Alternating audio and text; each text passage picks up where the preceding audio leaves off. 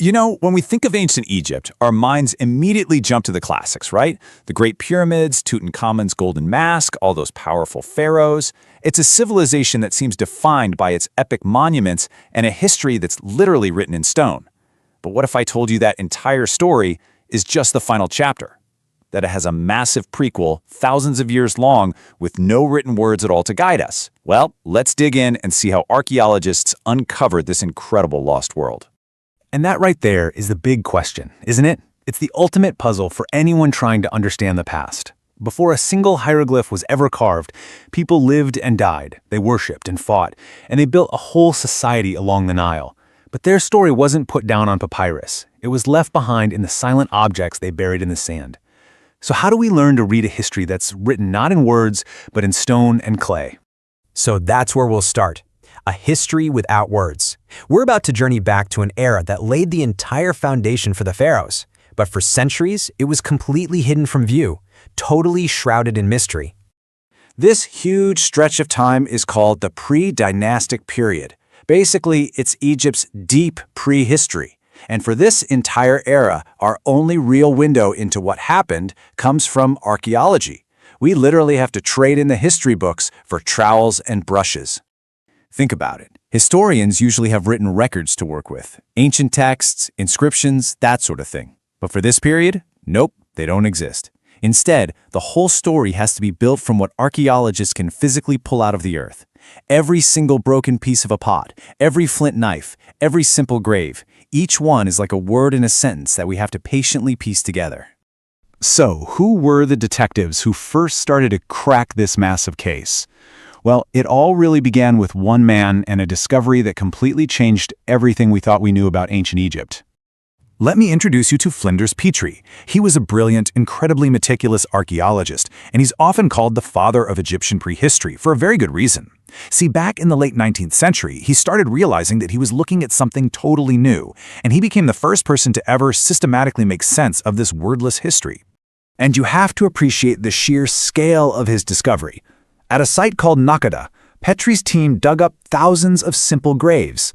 We're not talking pyramids or grand temples, just bodies buried with their pottery and their tools.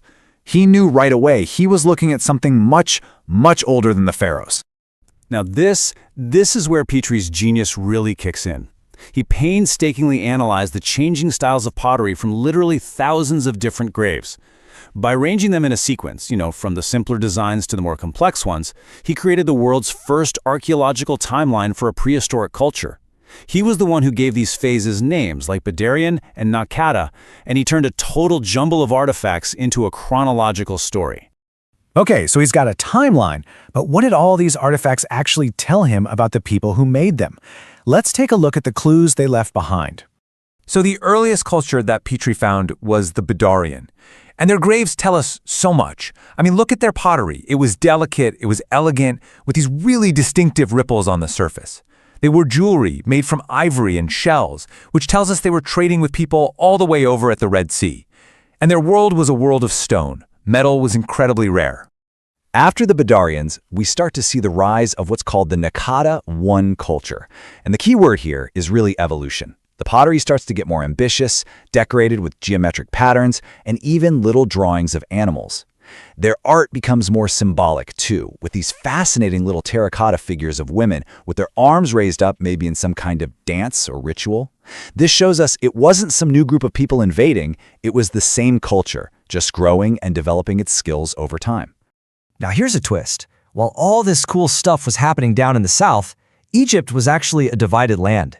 Up in the north, near the Nile Delta, the culture, what we called the Maadi culture, was much, much simpler. Their pottery was plain, rarely decorated. The south, on the other hand, was this hotbed of creativity with all these vibrant, polished, painted pots. It was truly a tale of two very different Egypts. And this is where the story takes a really crucial turn. Through trade and just general contact up and down the Nile, that dynamic, creative culture from the south began to spread. Slowly but surely, it moved northward, until its unique style completely replaced the older northern culture. This cultural unification was a huge step toward political unification. This cultural dominance really set the stage for the final piece of the puzzle, the rise of a single ruler, a king, who would finally unite all of Egypt under one crown. So, before the official First Dynasty that you read about in history books, archaeologists found evidence of this mysterious, final phase of prehistory. It was led by rulers who were so shadowy that we simply call them Dynasty Zero. These were the kings who took that unified culture and hammered it into a single, unified state. But how can we be so sure this unification actually happened? Again, there are no texts proclaiming it. No, instead, the entire story is told by one of the most famous artifacts in all of Egyptology. This is the Narmer palette. Now, on the surface, it's just a decorated stone slab they used for grinding makeup. But symbolically, it's basically a victory announcement. It shows a king, Narmer, who was likely one of those Dynasty Zero rulers. And here's the key. On one side, he's wearing the tall white crown of the south, and on the other, he's wearing the red crown of the north. It is the single most powerful image of the birth of the Egyptian state. So, after thousands of years of this slow, steady development, all the pieces were finally in place. The stage was set and the curtain was about to rise on pharaonic Egypt. The whole journey to the pyramids wasn't an overnight thing. It was this gradual process. It started with simple farming communities popping up along the Nile. Then came new technologies, better tools, beautiful objects. This led to wealth, which created a social hierarchy. And finally, powerful local rulers competed until one national monarchy came out on top. For a really long time, a lot of historians thought that such a great civilization must have come from somewhere else, that it must have been imported. But archaeology has totally proven that theory wrong. The incredible civilization of the Pharaohs was a uniquely homegrown thing, the result of thousands of years of local development that all started down in the south. From those first simple rippled pots of the Badarians all the way to the Narmer palette, this long prehistoric journey laid all the groundwork for a civilization whose achievements still, to this day, just blow our minds.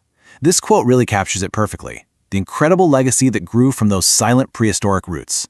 And it really makes you wonder, doesn't it? The story of pre-dynastic Egypt wasn't written in ink, it was written in clay and stone, and it was pieced together from clues in the ground. It just proves that even when the official records are silent, history still has a voice, if we just know how to listen. What else is out there, just waiting to be found?